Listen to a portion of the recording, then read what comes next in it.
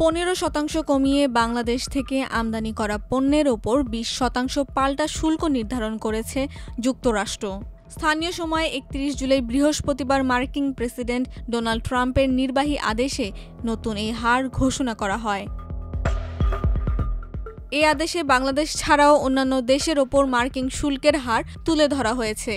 এদিকে 20% শুল্ক আরোপ করায় বাংলাদেশ প্রতিযোগিতামূলক অবস্থায় থাকবে বলে মনে করছেন বাণিজ্য উপদেষ্টা শেখ বশির উদ্দিন।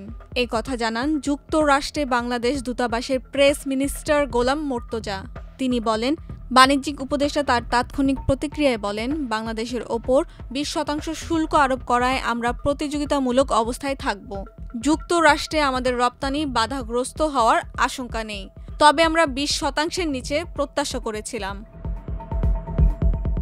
চলতি বছর 2 এপ্রিল বাণিজ্য ঘাটতির কথা জানিয়ে বিশ্বের বিভিন্ন দেশের ওপর উচ্চ হারে পাল্টা শুল্ক আরোপ করেন মার্কিন প্রেসিডেন্ট ডোনাল্ড ট্রাম্প। তখন বাংলাদেশের ওপর 37% শুল্ক আরোপ করা হয়েছিল। পরে 9 এপ্রিল বিভিন্ন দেশের ওপর ওই শুল্ক 3 মাসের মধ্যে স্থগিত করা হয়। এই সময় শুল্ক নিয়ে যুক্তরাষ্ট্রের সঙ্গে বিভিন্ন দেশকে আলোচনার সুযোগ দেয় ওয়াশিংটন। যুক্তরাষ্ট্রের 3 মাসের সময়সীমা গত 9 জুলাই শেষ হয়। এর আগে প্রধান উপদেষ্টা অধ্যাপক মোহাম্মদ ইউনূসকে চিঠি দিয়ে ডোনাল্ড ট্রাম্প জানান, বাংলাদেশের পাল্টা শুল্ক 2% কমিয়ে 35% করা হয়েছে। যদিও 9 জুলাইয়ের পর পাল্টা শুল্ক কার্যকর করেনি মার্কিন প্রশাসন।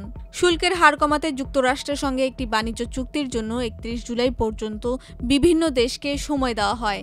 সে হিসাবে 1 আগস্ট থেকে বাংলাদেশকে বর্তমানে গড় 15% ও নতুন পাল্টা শুল্ক 20%, অর্থাৎ মোট 15% শুল্ক দিয়ে যুক্তরাষ্ট্রে পণ্য রপ্তানি করতে হবে।